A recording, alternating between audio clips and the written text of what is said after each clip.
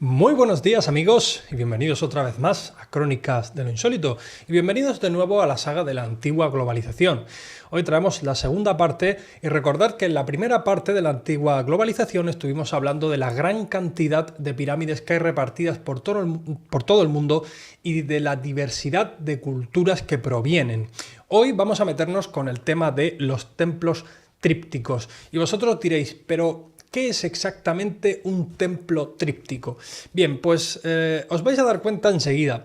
Son estos templos que tienen tres puertas, como estamos viendo aquí en la imagen. Y es que existen numerosos templos en el mundo que, como ya hemos dicho, provienen de diferentes culturas separadas por el espacio y por el tiempo que han construido templos trípticos. Templos con tres puertas. Es como si fuese un diseño paralelo o una clave arquitectónica que todas estas culturas compartían y que sigue siendo visible hoy en día en las ruinas de todas estas civilizaciones. Aquí podemos poner algún ejemplo de las diferentes culturas que han utilizado el diseño tríptico. La arquitectura tríptica, por ejemplo, aquí vemos a la izquierda dos templos balineses de la isla de Bali, de Indonesia, donde podemos ver que efectivamente tienen este diseño de las tres puertas, y a la derecha también tenemos lo mismo, pero esta vez está allí, donde estaban los mayas, totalmente en el otro lado del mundo. También podemos ver este de aquí, que sería México, Egipto, Indonesia y la India. Y vemos que aunque son culturas que están bastante separadas, efectivamente comparten esta arquitectura tríptica, ¿no?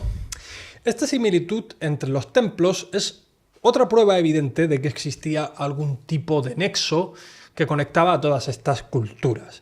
No existen registros de ningún contacto entre estas civilizaciones según la historia ortodoxa. Ellos niegan la existencia de tal nexo, pero ¿cómo entonces podemos explicar los paralelismos como la construcción piramidal en templos trípticos y las momificaciones? ¿Por qué y cómo todos estos templos muestran la misma arquitectura paralela como si hubiesen sido construidas por constructores que comparten una base de conocimientos similar? También hay que decir que esta arqueología tríptica ha llegado hasta nuestros días de una forma bastante desconcertante. Pero primero me gustaría echar un vistazo a qué tipo de edificios hoy en día contienen en sí el secreto de la arquitectura tríptica. Y nos vamos a remitir directamente a las catedrales de todo el mundo. Vamos a hacer una pequeña exposición. Bien, esta que estáis viendo aquí es la Catedral de Orvieto. Es una catedral del siglo XIV que está situada en la ciudad de Orvieto, Umbría. Y si nos damos cuenta, esta catedral es bastante, digamos, reveladora a la hora de observarla, porque efectivamente vemos que tiene tres puertas en su frontal y arriba de estas puertas tiene como tres pirámides o tres triángulos, y arriba de estos tres triángulos hay otros tres triángulos. Esto es lo que sería la arquitectura tríptica, ¿no? Vamos a ver otra. Esta sería la Catedral de Tunja, oficialmente conocida como la Catedral de la Basílica Metropolitana Santiago de Tunja. Es la iglesia de culto católico más antigua conocida en Colombia, según he podido informarme. Y como vemos, vuelve a repetirse esta arquitectura tríptica. Vemos que efectivamente su entrada está dividida en tres partes, ¿no? Pasamos a otra, sería la Basílica de Nuestra Señora del Rosario de Ziquinquirá. Esta está ubicada en Ziquinquirá, en Boyacá, Colombia. Y si nos fijamos, efectivamente volvemos a ver la arquitectura tríptica disimulada en la fachada de esta catedral. Efectivamente tiene la puerta central y una puerta a la izquierda y una puerta a la derecha, haciendo homenaje a esta especie de arquitectura. También nos podemos ir directamente hacia Alemania y ver lo que sería la Catedral de Colonia. Y si nos fijamos, efectivamente también tiene tres puertas en la entrada principal, ¿no? También podemos ir al santuario diocesano de Nuestra Señora de Guadalupe, o también el santuario guadalupano, ¿no? Es un santuario católico mariano dedicado a la Virgen de Guadalupe, que está ubicado en la ciudad mexicana de Zamora de Hidalgo, en el estado de Michoacán de Ocampo, en México. Y si nos fijamos, volvemos a ver de nuevo la arquitectura tríptica. Tres puertas en el frontal de la fachada, y arriba de estas puertas podemos ver también tres triángulos, ¿no es cierto? Vamos a irnos ahora a Granada. Esto que estamos viendo es la Catedral de la Encarnación de Granada. Y como podemos observar, volvemos a ver de nuevo la arquitectura tríptica. Y estos son tan solo algunas de las innumerables catedrales que hay repartidas por todo el mundo. Y yo os hago una pregunta, ¿vosotros pensáis que es casualidad que todas estas catedrales compartan este diseño? Según Richard Casaro, es un autor, periodista e investigador de la ciudad de Nueva York, el tríptico es una especie de religión universal olvidada de la antigüedad. Vamos a comentar un poco lo que él expone en su página web. Hay que decir que esto no es la verdad absoluta, pero puede darnos una idea de quizás qué es lo que puede haber pasado y el origen de todo esto. Me parece bastante interesante. Entonces, según él, esta religión tríptica es un legado de la Atlántida, una civilización perdida que ya sabéis que es mucho más antigua que todas las conocidas según cuenta la historia, ¿no? Según su teoría, la teoría de Richard Casaro, esta religión universal del tríptica fue contenida y se mantiene viva en lo que los estudiosos modernos llaman las antiguas escuelas del misterio. Las escuelas del misterio contienen los secretos del universo y las claves para las grandes prácticas mágicas. Los miembros de las escuelas del misterio fueron dotados de perspicacia extraordinaria y cualidades y habilidades sobrehumanas. Los antepasados del pensamiento occidental moderno, como podría ser Homero, Pitágoras, Sócrates, Platón y Aristóteles, eran iniciados de las escuelas del misterio, y estos fueron los que cambiaron la historia con sus filosofías y conocimientos avanzados. Con la llegada del cristianismo, parece ser que vino un periodo de grandes cambios según Richard Casaro. En un intento de ganar autoridad sobre las masas, el cristianismo comenzó a arrancar de raíz todo vestigio de la antigua sabiduría de las escuelas del misterio. Como resultado, los estudiantes de las escuelas del misterio se escondieron para salvaguardar la sabiduría, envolviendo sus antiguos secretos en alegorías y símbolos que pusieron bajo la tutela de varias sociedades esotéricas cuyos miembros han incluido a Galileo, Copérnico, Da Vinci, Kepler, Isaac Newton y Napoleón, entre otros. Yo creo que Richard no va demasiado desencaminado con lo que está diciendo, porque sí es sabido que todos estos señores que acabamos de nombrar efectivamente pertenecían a logias, ¿no?